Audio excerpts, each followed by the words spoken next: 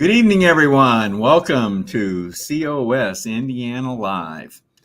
I'm Dale Parrish. I'm the host, and my co-host is Ken Kashuba. Hello, Ken. Good evening, Dale. That intro went pretty smooth, didn't it?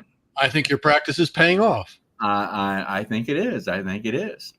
Ken is our state communications coordinator, and just makes me nervous all the time.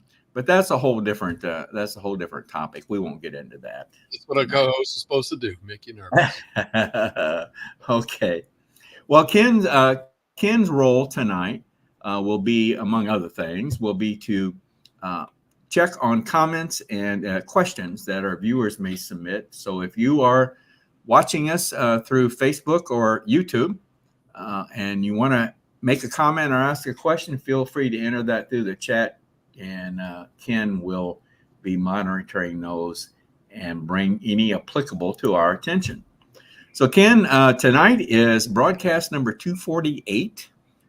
You've been on board for 111 of those. So we keep getting up there, don't we? Numbers keep going. That's cool.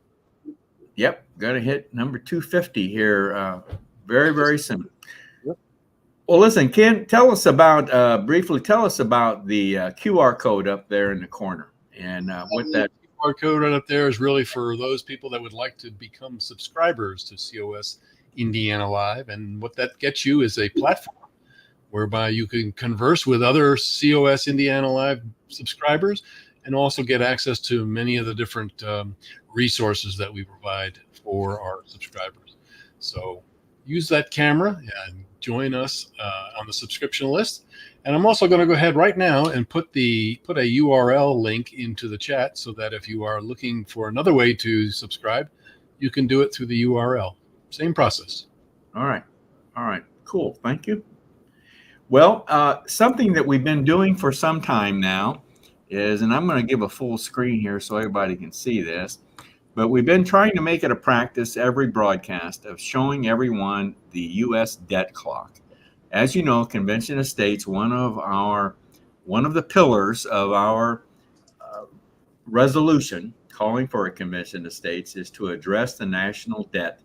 And this is just something that we feel we need to continue to keep at everyone's attention. And so every week on our broadcast, we take a look at this debt clock, and we're just focusing right now on this upper left-hand corner where it says the total national debt is $34,811,000,000,000. So we're very, very close to hitting that $35 trillion mark. And I think we've timed it before, and like every 30 seconds, about another $1 million hits. That we need to be concerned about this. This needs to be addressed through a Convention of States for the purpose of proposing amendments to the Constitution. We got another video. Our super volunteer, Gary Harbaugh, has a series going on called Debt Avalanche, and he's going to present another segment tonight, a little later in our broadcast. So you'll want to catch that a little bit later. So, okay, and we'll get that off and move right along here. I want to bring on our first guest this evening, and that is our state director, Dale Tipton. Hello, Dale. Greetings, gentlemen. Are you there, Dale? Yeah, I heard him. There you go.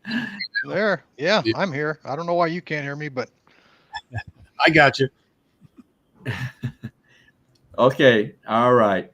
Dale, we want you to give us a quick update on Convention of States, Indiana for the month of May. So you want to take it away?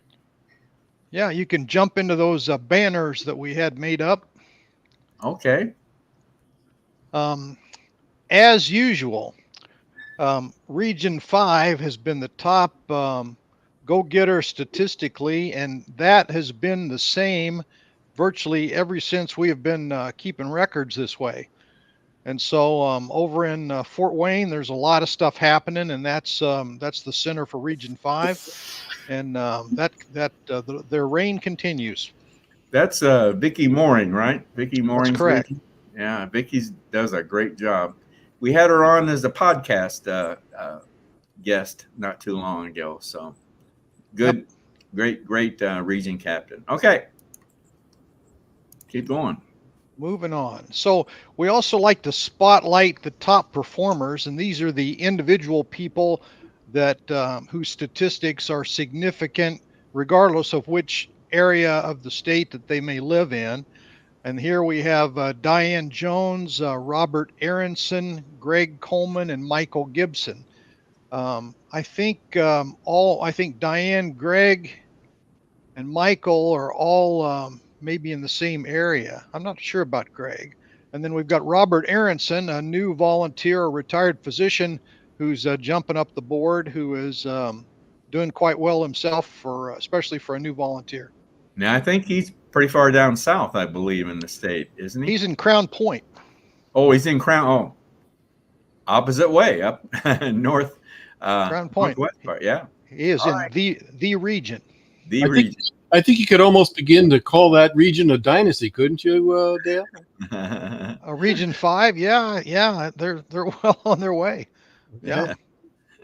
Hard to knock them off. We got to spur a little competition there. I think so. Okay. Well, I've been waiting for us to hit this number. Total supporters just in the month of May eclipsed 70,000. Pretty respectable numbers. I think I did read, though, that here within the last week, another one of our states hit 100,000 total supporters. Really? Wow. Yeah. So we've got, there's a lot of people that aren't close to 70,000, so we're doing really well, but 100 is out there as a potential. That's our new goal, I guess. Kind of like you guys in your episodes. There you go. We're going to have to put that in a strategy meeting, I think, Dale. Yeah, 70,000 supporters. Cool. I don't think this was in your notes to me, but those are the YouTube views that we had for the month of May. Yeah. Down from our record number, but yeah, you guys are doing a little roller coastering. Yeah, we are. So I guess that's the way the internet works. I don't know. Yeah. Or maybe just the way YouTube works. Well, this guy got some attention last month, right? Yeah, Charlie Myers was the recipient of a Patriot Pin, basically being recognized as an outstanding volunteer as a part of the comms team. You guys know Charlie quite well. Yes. He puts a lot of good content in there. Our own social media expert and a published author. So we're very lucky to have him, and he's done some great work for us. He does. Good team member. I'm sure he makes Ken very happy. He sure does. The 34 ready legislation is basically, you guys are familiar with the resolution that was passed in 2016, and prior to that, they actually passed commissioner legislation that basically provides rules for commissioners, how many, who can qualify, what penalties they might be under if they didn't follow the admonitions of the state legislature and all those things. Since that time, this whole process has been developed, and COS National has come up with a couple of commissioner ideas that they'd like to pattern out into all of the states that will strengthen that. Indiana would like to do that. Senator Travis Holdman, who is one of our initial sponsors back whenever the resolution was passed, is also interested in this legislation and is kind of heading that up to try to put a group of legislators together to push this in Indiana. For example, just one weakness of the old commissioner legislation was that it calls for 2 commissioners to be picked.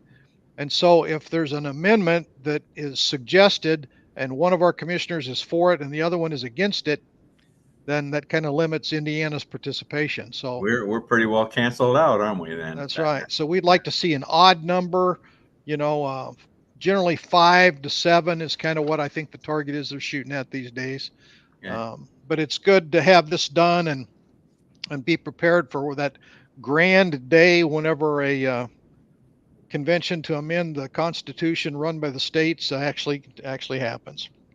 This this Title 34 ready legislation. This was something we generated here in the state of Indiana. Uh, One of our previous legislative liaisons actually created this. So Paul Phillips, as a matter of fact, Yeah, it's kind of been reborn with a new purpose, has it? and Yeah. so the name was recognizable to some people in the past, and I think they just decided to move forward with it and rebrand it just a bit. Well, speaking of Travis Holman, we're working on a new feature here in COS Indiana Live, and that's bringing on some legislators as guests. So hopefully, we're going to have him on here in the near future, Yeah, and I'm sure he'll be able to talk some about this too. yep, that would be good. All right, Dale. Well, thank you very much for giving us an update, and we'll look forward to seeing you again in July. Well, hopefully I stayed within the time limits and I didn't have to see the long cane reaching from my neck to get me out of the way here. So, Yeah, we better get going because I see the cane is starting to all come. right. Starting to come Well, now. Okay. I'm saying goodbye. Thank you, gentlemen. All right. Thanks, Guy. Have a good one. Yep. All right. Thanks, Dale, for that. That's I always like to give a little update so everyone kind of knows where we are every month here in Indiana. Well, Ken, I want to get into one of our videos tonight. Speaking of the national debt, this is another in the series of what we call Debt Avalanche. And this is another series, another video done by Gary Harbaugh. And it's called the Petro Dollar. And I'll tell you, there are things about this national debt topic that I didn't understand. I didn't, but how it is tied to OPEC and oil production. Were you aware of this, Ken? Well, yeah, I mean, I'm fairly up to date with things like energy and OPEC, but you know what? I think there's a lot of Americans who have no idea what our financial situation is really tied to and all the ups and downs and sideways things that get in the way. So it is. It's Gary. I'm learning a lot from Gary. I'll tell you. Yeah. Okay, let's get going on this. We'll get a full screen so you can see it good. All right.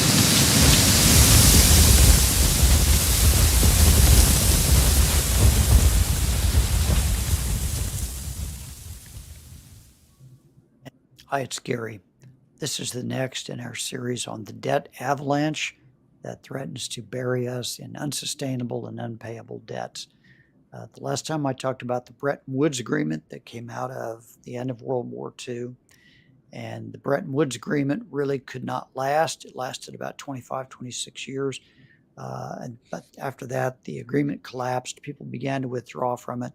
And the fundamental reason it collapsed was because the United States was producing and printing far more dollars than we had that could be backed by gold. And some countries began to ask for gold in exchange for dollars. And this system simply couldn't go on.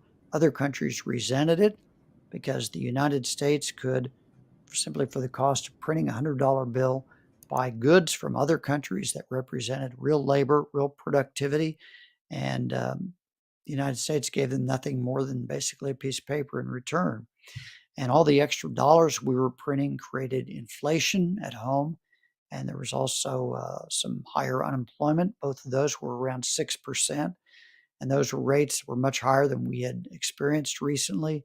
So in 1971, Richard Nixon closed the gold window and told the world we are temporarily not going to exchange dollars any longer and give you gold. Of course, this was not really temporary, as he said it was. And the Nixon shock both closed the gold window and implemented a couple of other things. One is wage and price controls for a period of 90 days. Wage and price controls allowed the government to say, hey, we have to do this because People are gouging on prices. He implemented a 10% import tax on all imported goods. Again, this is a way of blaming other countries, saying, hey, it's their fault. They're gouging us. And so we're going to blame them, and we're going to implement this in order to protect ourselves. Closing the gold window meant that gold was no longer the standard for world trade. It was still the US dollar, but it created a great deal of upheaval. It created the era of floating exchange rates, which is what we still have today, where rates exchange. They float from one country to another based on how much of their currency they produce. And the largest business in the world today is currency trading. Currency trading exists because each country engaged in international trade wants to protect its value that it's receiving for the goods they're buying or selling. And they do this with a currency trade. Currency trading is bigger than the dollar volume of stock trading or bond trading anywhere in the world. And so currency trading was implemented because of the collapse of the Bretton Woods Agreement. And it created a great deal of uncertainty, and there was uncertainty about whether or not the US dollar would continue to be the world's reserve currency, whether or not the dollar would continue to hold its value.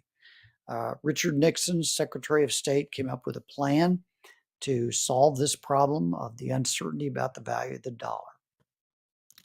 Saudi Arabia and the other countries in OPEC, that is the Organization of Petroleum Exporting Countries, were exporting a great deal of oil all over the world. They were far and away the dominant producer of oil at that time. Neither the United States nor Russia was producing near as much at that time. And so these countries had enormous economic power and clout. And problem for Saudi Arabia is it's a relatively small population in a hostile part of the world.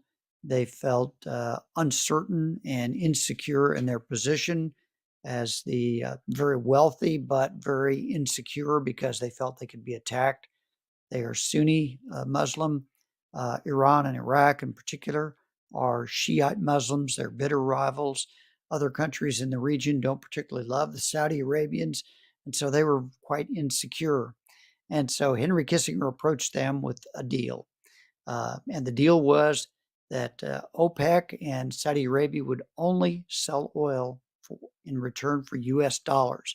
And in exchange, the US would guarantee to provide Saudi Arabia military equipment, fundamentally fighter jets, and training and spare parts, all that they needed so that they could feel secure and protected and well defended in a hostile region. And in addition to putting that oil money that they got into U.S. military equipment, they agreed to put it in U.S. money center banks. So following this agreement, the dollar was no longer backed by gold, but now was backed by the fact that you could only buy oil, no matter where you were in the world, you could only buy oil from the OPEC countries in exchange for U.S. dollars. This is what created the demand for dollars. And so most of the global trade continued to take place in US dollars, whether it was for oil or for other goods. Fundamentally, it still allows us to print the dollars and create huge amounts of debt that is owned by other countries, and money that puts us in a very precarious position, because this debt avalanche is hanging over our heads. And someday it's going to come down, someday it's going to wreak havoc.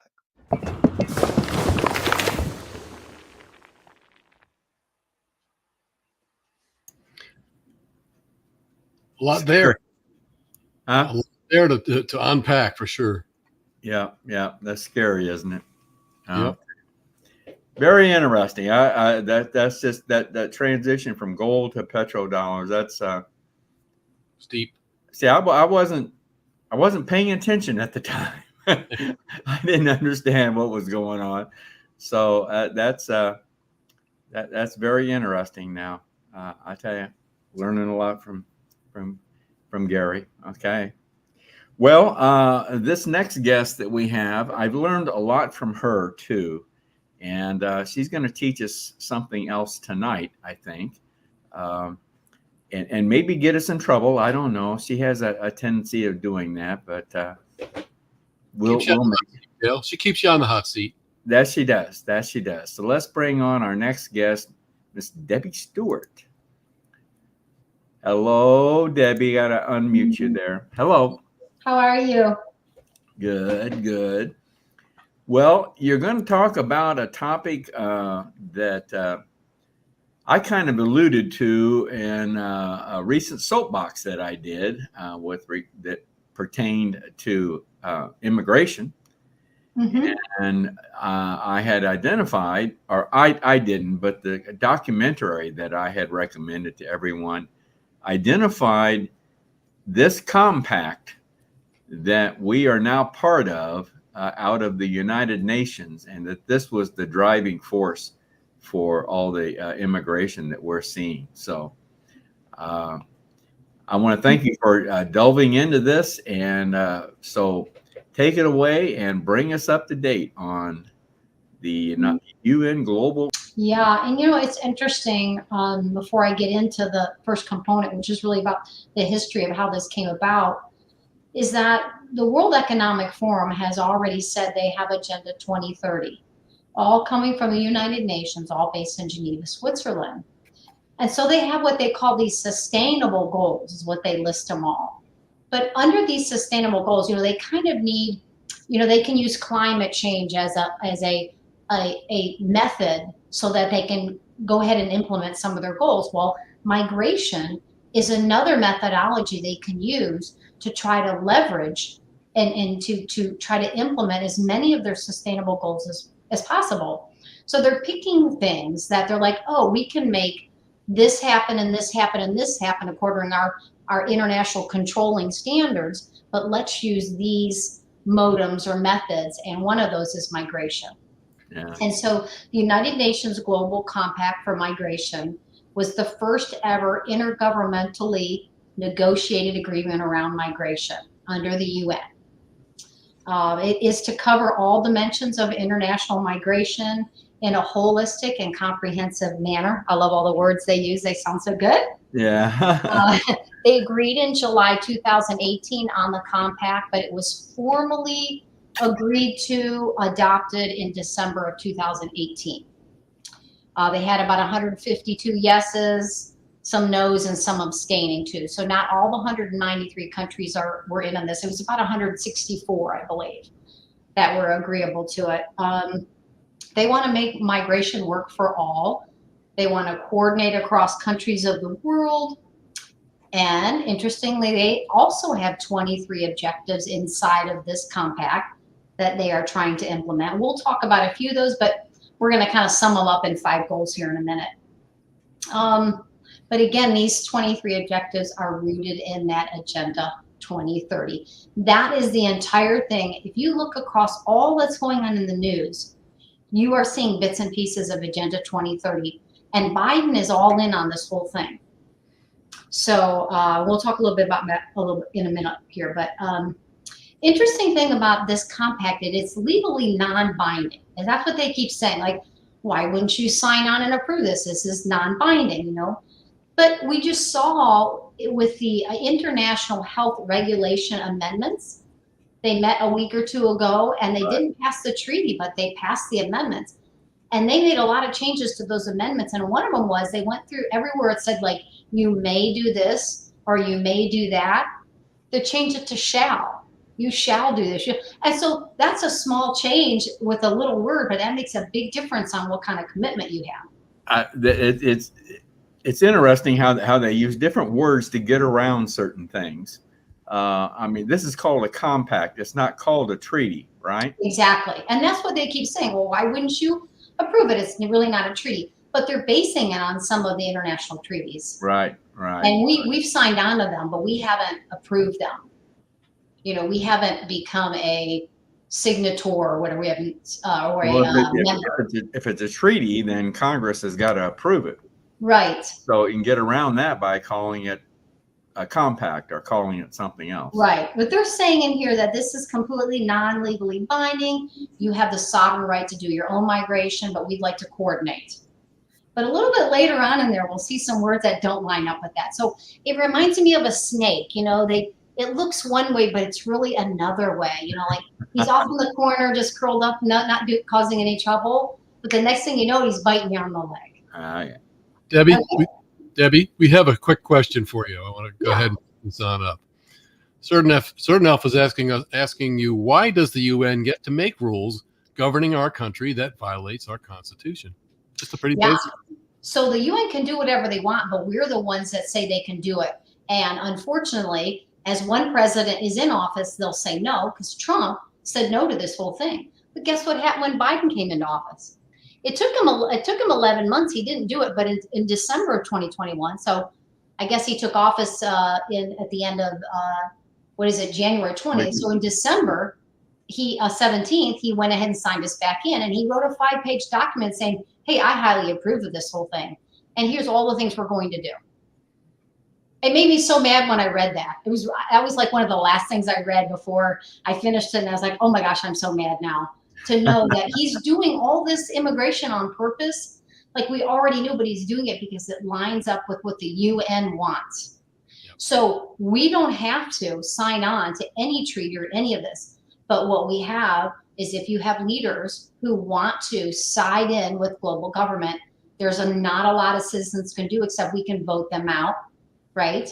Most of them can be voted out, but most citizens don't know what they're doing. Yeah. And they're not that informed. Yeah. So that was a great question.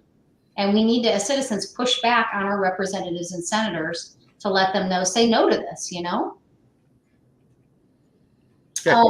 Anyways, this document, compact, was 36 pages long, and you can look it up, read the whole thing. Main goals, there are 5 main goals.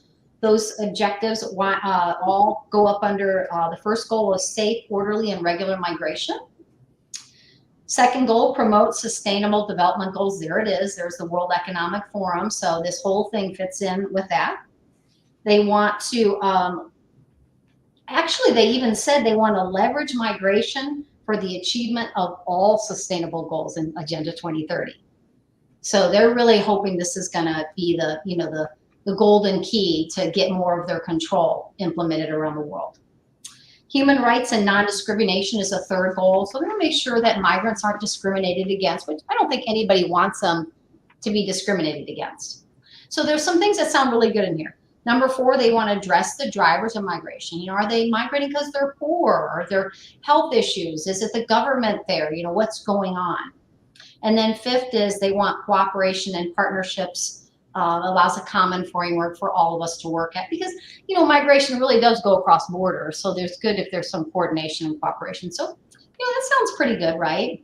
But they're using words like whole of government and whole of society. Whenever they start using that, I'm always like, okay, that doesn't sound good. So, all right, so let's talk about how it's implemented. There's national action plans where they try to align the national plans with their plans. They have something called capacity building, where they're like going to help train you, give you the capacity to implement these goals. Of course, it wouldn't be a good compact without data collection and monitoring, because we need to control you and we need to know everything you're doing. Policy integration and governments. Okay, so they want to integrate the compact's principles into our domestic policies. Okay, that's a no-no. That was that question that just happened. That's what an international treaty does. And it's not even supposed to trump our domestic policies. It's supposed to be something between countries. A treaty is not supposed to affect your domestic policies, but they're saying right here they want to change your domestic policy and implement it in there. Partnerships, okay, so information sharing, things like that, that's not bad. And then awareness and advocacy. They want to get more and more people to say, let's go migration, go migrant. But some of these, like I said, it's the snake's now still in the corner, but now he's kind of starting to come this way. Some of the challenges in the implementation, there's some political resistance. Some of the countries are like, absolutely not. We already have a policy. And by the way, we don't agree with what yours says. And by the way, we don't want to open our borders to migrants. We want to close immigration off because we're trying to protect our people. lack of resources. Some countries, they can't afford to do some of these things, differing priorities, public perception. There was a group, they said far right group that was going around saying, hey, they're going to take away your national sovereignty. Well, eventually they probably will. They're not doing that now, but we know how that works. Coordinating and data challenges, of course. You know, when you're trying to do this with that many 164 member states, and that's grown a little bit too. So opposition, Trump said no. Hungary also backed out right after the US did in 2007. They were in 2018. Switzerland and Italy, they abstained based on several reasons. And then countries like Austria, Bulgaria, Czech Republic, Slovakia, Poland, Australia, and Israel all said no. Now that was back then. It's changed now. I think they're up to like 171 member states now. Wow. So is it constitutional? For us, yes, because it says it's non-binding, right? If we do this, we just have to be really careful because we know it's not going to stay the way they're presenting it now. Okay, let's talk a little bit about implications. March 11, 2024, so just a couple months ago, they had a second regional review for Europe for this whole compact. The deputy high commissioner, his name was Nada al-Nashif, made a couple comments I thought would be really interesting to share. He first said, well, there's an urgent call for a fundamental shift towards strategies centered on human rights and their protections. He talked about kids, and he talked about victims of gender-based violence. So when he said gender-based, I didn't know if he meant like women or if they're talking about gender-affirming stuff. So I'm not really sure what that has. And then to reunite families. So that sounds good on the outside. But listen to what he said here. He said, and we plan on moving away from criminalization of people who are migrants who are doing the wrong things towards regularization. Like, let's normalize the criminalization that's going on. I was like, what? I mean, it was like hidden among all these things. He also said it's crucial to integrate the GCM principles in negotiations and the implementation of legal policy frameworks. So that does sound like we're getting into more of the legal stuff. It's interesting, Biden, he got us back in 2021. I mentioned that. In Joe Biden's endorsement letter, this is what he said. In agreement of Objective 6 of the GCM, we want migrant workers to have equal enjoyment of labor rights, regardless of their immigration status. So you want to give them everything that citizens have, regardless of what their status is. Don't we see that happening? Yeah. They're staying in nice hotels and they're getting health care and education and all these things. And he said that no person should be deemed illegal, that was a derogatory term. Oh, okay. Right? So coming here illegally doesn't you shouldn't be considered here illegally. Right, even though they came in illegally. So normally when people come in illegally, they're called illegal, right? Okay, here's one more thing. He said the federal government should eliminate sources of fear and other barriers that prevent non-citizens from accessing government services. So again, we've seen that happen. Here's all the stuff we're giving you. And by the way, all the citizens are paying for this. Right. So when I read that, I was not very happy. So, okay, let me look at my time. How much time I got left here? Because I just want to talk about positive things and negative. Yeah, you got about 30 seconds. Okay, positive things. Okay, cooperation among countries, a kind of a general framework we can operate in. It's not a constitutional mandate. You know, there's some good things in here. Negative, it's guided by inclusivity, results and accountability. There's that control. It may turn into common practice or even common law, right? And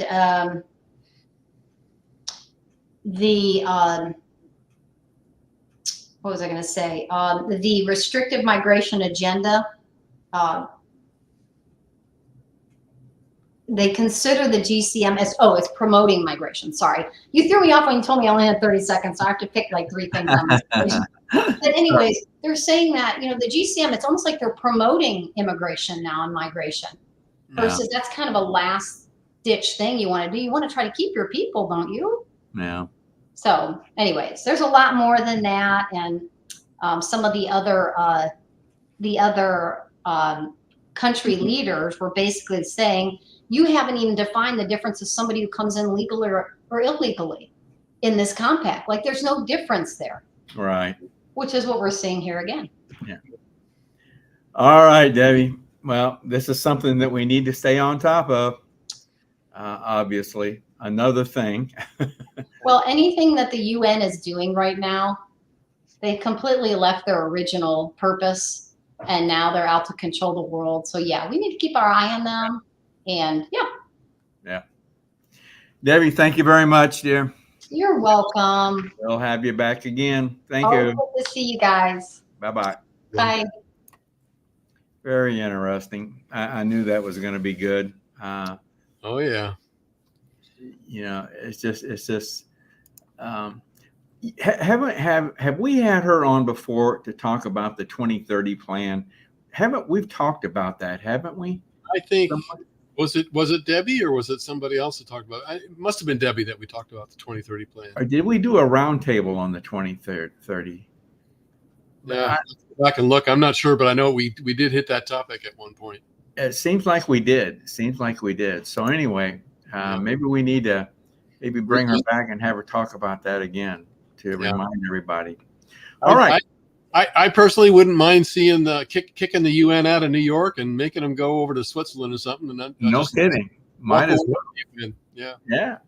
All right. Let's move on to our next segment. We had another video here, and this is a continuation of the Meet the Founders series on Thomas Jefferson. And we're probably confusing people a lot here because we got ourselves confused. Yes.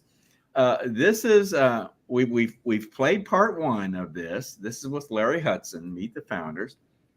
This is part two, and we play. This is episode 2, part 2, segment 2. We played segment 1, I think, last week, or was that on? Well, anyway, we played segment 1. This is segment 2, and there will be a segment 3 of this part 2. And once Ken and I get on the same wavelength here, so without further ado, let's get on now. Now, folks, we're starting this segment right in the midst of the recording, so bear with us here. All right.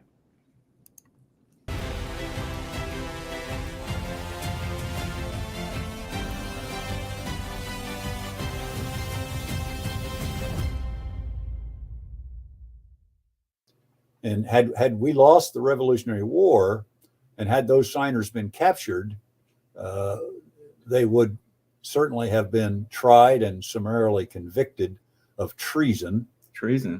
Had that happened. And you know what the penalty for treason was in those days?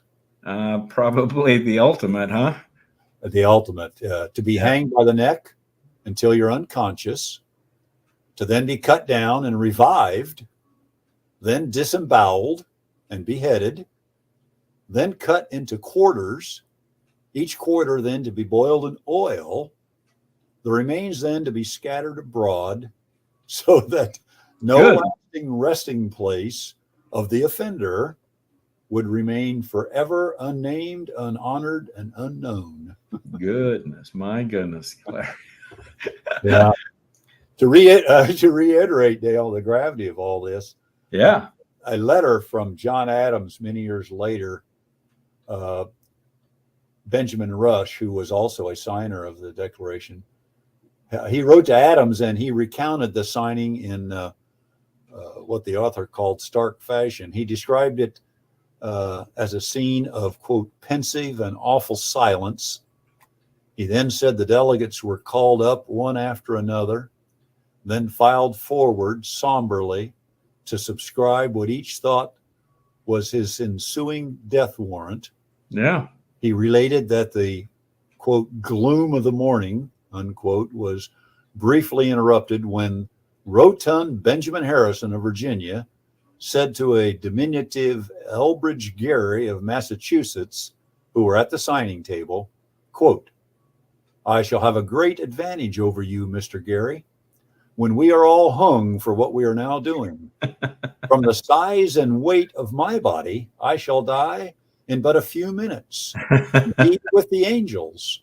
But from the lightness of your body, sir, you will dance in the air an hour or two before you are dead." Oh, wow. According to Rush, Harrison's remark procured a transient smile on his face, but it was soon succeeded by the solemnity, which the whole business was then concluded. I thought that was Very, very interesting, Larry. Great job. Well, we're out of time here. We're I figured we were. Yeah, I think we're at our ultimate here in time. So that means there's got to be at least a part 2, right? So that's correct. I'd like there's to do a part much more here, and maybe even further parts. But let's just say there's definitely going to be a part 2. What do you got in mind for what you want to cover in part 2? Well, I'd like to cover the highlights of his time as the Virginia's governor, our country's Secretary of State, Vice President, and President, and discuss the creation of our country's official seal. That's kind of an interesting a little interlude. The election of 1800, which was terrible. That's when he was elected president. The Electoral College fiasco, the 12th Amendment that came about from it, the war in Tripoli, to name just a few. Okay. So I'm looking forward to it. All right. Well, sounds like we got a lot more to go here. So, Larry, this has been very, very interesting, and I hope our viewers and listeners find it to be interesting. I think I love history myself, so I enjoy hearing and learning things, new things. Well, I'll tell you, you're doing a fantastic job. And looking forward to more and more of this. I think hats off to you, boy. You will really. I'm very impressed, Larry, with what you're doing here. So, well, some may say it's too mundane, but I find it interesting. I do too. Well, we're talking about Thomas Jefferson still, and we left off in part 2 with a, if you recall, a list of allegations and accusations against Thomas Jefferson that have been made over the years. So we're going to take that list and ask you to explain more fully on each of those and those that you think are valid or invalid. So that's pretty much what we want to do today in part 3. Okay.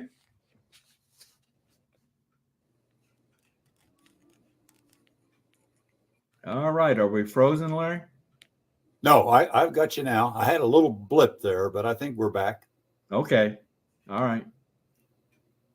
Go ahead. I do want to look into a number of areas, Dale, that I feel cast Jefferson in a bad light, at least in my view. But I'll admit right up front that I'm pro-Jefferson, perhaps biased, but I hope that those who tune in to listen or view will at least want to hear what he's been charged with. And as Paul Harvey used to say, hear the rest of the story, or in this case, maybe the other side of the story. Right. It's difficult to know the answers in every case because Jefferson, obviously, along with his peers and rivals for that matter, have long been dead. And we got to rely on the written record and not on what we might have them say. So I'm just going to merely state my findings and let the listener make up his or her mind. Well, all right. Fair enough. Well, let's start with one of the allegations against Jefferson, and that is that he had a sexual relationship with a slave and that produced children. So what do you have to say about that particular charge?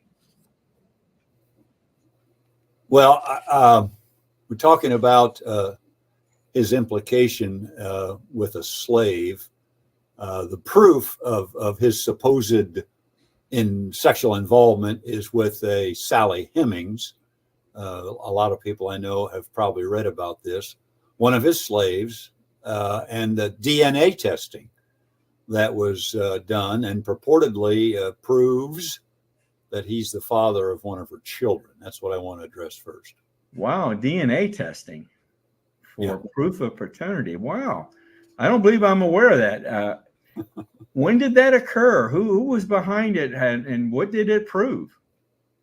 Well, the DNA test was actually initiated, as I read, by a woman. I don't have her name in front of me, who wanted to write a book about Jefferson and his descendants, and she convinced a friend of hers who was a retired pathologist to do DNA testing, and had it been long been asked for by descendants who feel they are in the Jefferson line, and then she would include the results of whatever he found in her book. Now, I'm not sure when the testing was actually conducted, but the results were made public in the UK first in a journal called Science, I think in 1998 during the, it would be during the Clinton administration.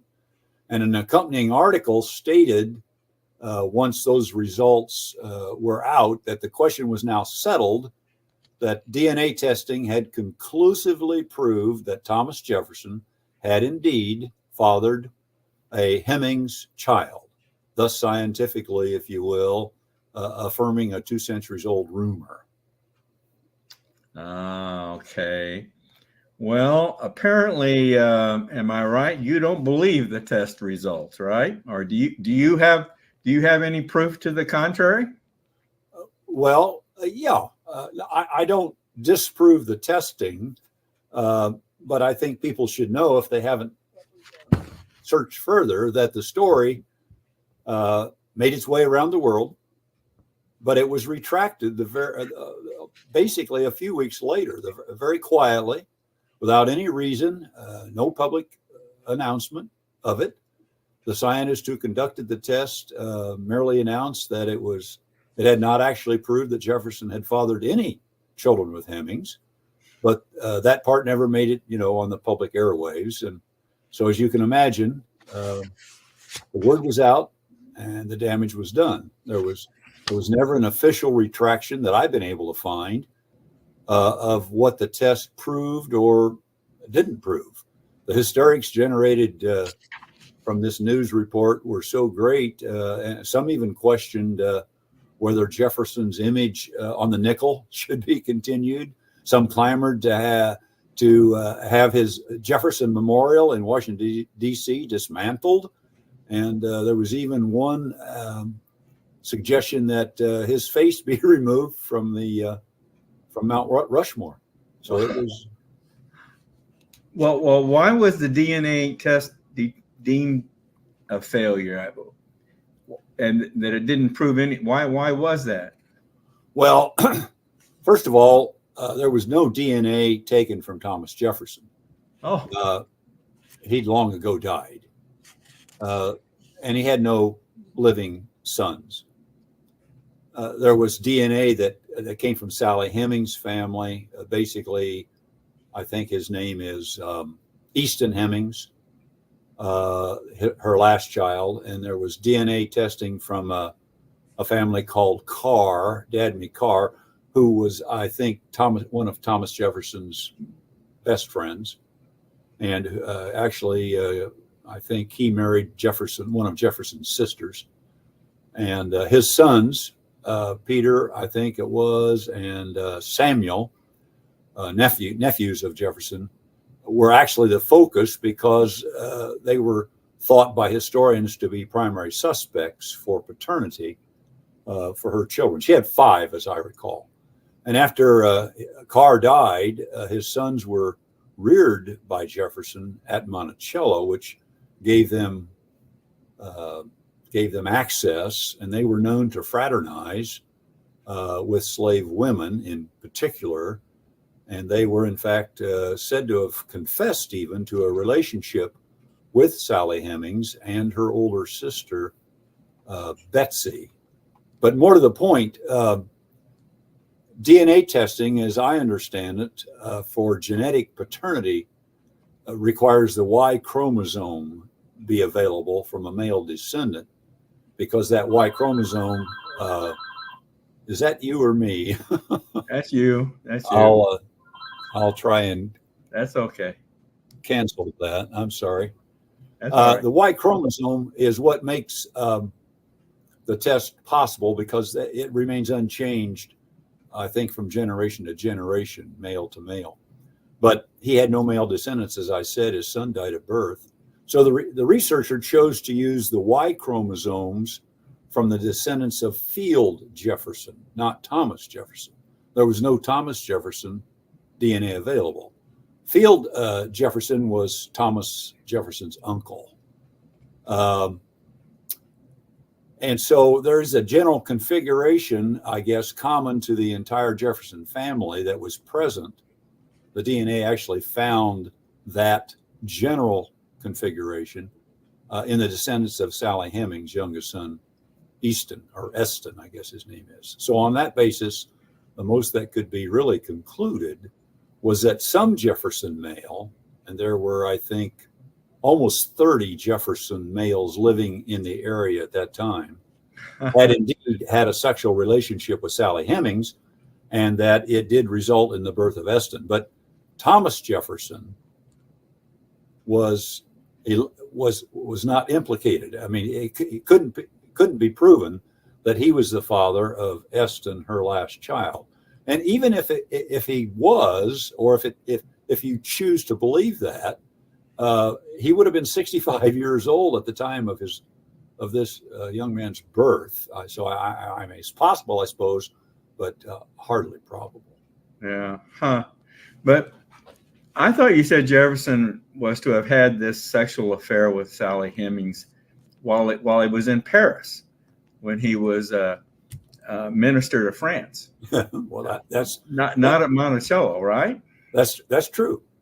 No, that's true. And there were DNA descendants, DNA taken from descendants, I really should say. That family is the Woodson family. And they were tested. Her oldest child was rumored to be the love child of Jefferson and Hemings when in Paris. And Woodson it's unfortunate because Woodson is a bit of a mystery, since there are no records about his birth. He was speculated to have been born shortly after Hemings returned with Jefferson from Paris.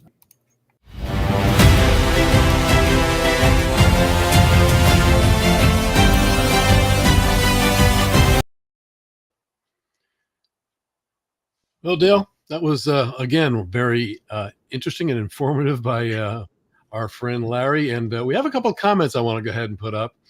Our friend Certain Elf says, if I'm not mistaken, having relations with slaves, then having those children becoming slaves wasn't uncommon in those days. So Yeah, probably so. Probably so. And then our friend David Todd says that there's a rather good book titled The Jefferson Lies by David Barton. So I just wanted to put that up there as people are looking for maybe another resource to the life of Jefferson. So thanks, David, and Certain Elf. Well, and now, am I correct now that there's a segment 3 coming now, right? Yeah, there'll be a continuation where we left off tonight, which virtually, I guess you could consider to be part 3.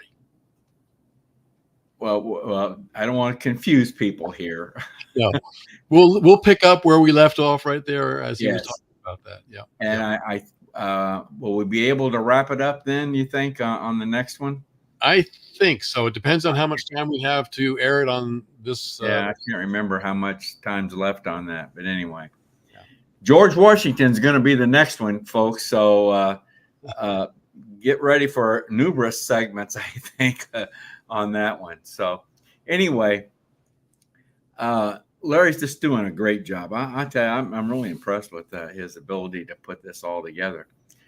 He could be teaching a class. He could be a professor somewhere teaching a class on. I think he could. I think he could. Yep. Okay, I want to wrap things up here, Ken, and I want to.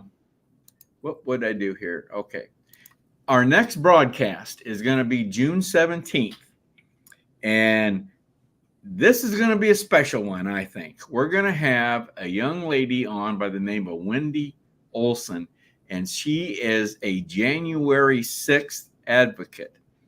She's a former COS district captain that stepped out of that role to pursue the J6, whatever you want to call it, that's going on, debacle. And she's a trained nurse. She's a registered nurse, but I think you're going to really be impressed by all that she's gotten into and what she has created. And folks, I don't want to make a definite promise at this point in time, but I think in a subsequent broadcast, I think we're going to start having some recorded phone conversations with J6 prisoners. That's what we're trying to work toward to do, but we won't be doing that on June 17th. But that'll come later. That's my plan, at least, Ken. So be interesting. Yeah, we'll see how this all turns out. Okay. Yep. All right. I'm going to jump down, and I want to remind everybody once again that if you have a comment or a question that comes to mind after our broadcast tonight, you can email us at raiseyourvoicecos@gmail.com. That's raiseyourvoicecos@gmail.com. And Ken, we're going to go ahead and close out tonight with another episode from John Ackerman on COS Basics. And this one is entitled Meaningful Results. So we'll let John give us his COS Basics opinion here. And that'll wrap things up for us tonight. So, Ken, thanks a lot. And good to see you again. Yep. We'll be back and give this another try on next Monday, June 17th. Roundtable coming up June 24th. We'll have a better clarification on what we're going to be talking about next week. So I can tell you right now, it's going to have to do with Trump and the verdict, but I don't know exactly what it's going to be exactly. So anyway, Ken, thanks a lot. And thanks everyone for tuning in. Look forward to seeing you again next Monday. So everyone, have a good evening. Good night.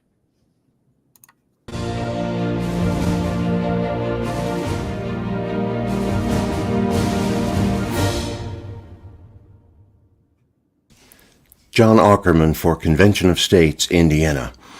This is number 5 in our series on COS Basics. We've been talking about our core values because values determine an organization's culture. I've already spoken about the first 4 core values of Convention of States: preserve constitutional originalism, foster responsible self-governance, cultivate servant leaders, and be kind. And here is number 5. Produce meaningful results. Here in Convention of States, we do not believe in being busy just for the sake of busyness. I remember when I was a young person, when John Glenn was the first American to orbit the Earth. He went around 3 times. I remember that vividly. And I also remember the press conference he gave afterwards. Some enterprising reporter asked astronaut John Glenn, what good was done by 3 orbits around the Earth? And his response burned itself into my memory. He responded by saying, what good is a baby? Let that sink in. What good is a baby? Well, it's full of potential. And if the conditions are right, that child will grow up and become an adult, and then there will be a lot of good. And John Glenn's 3 orbits of the Earth back in the early 1960s were probably not good in themselves, and that flight not so good in itself, but it led to Neil Armstrong being the first human being to set foot upon the moon. We believe in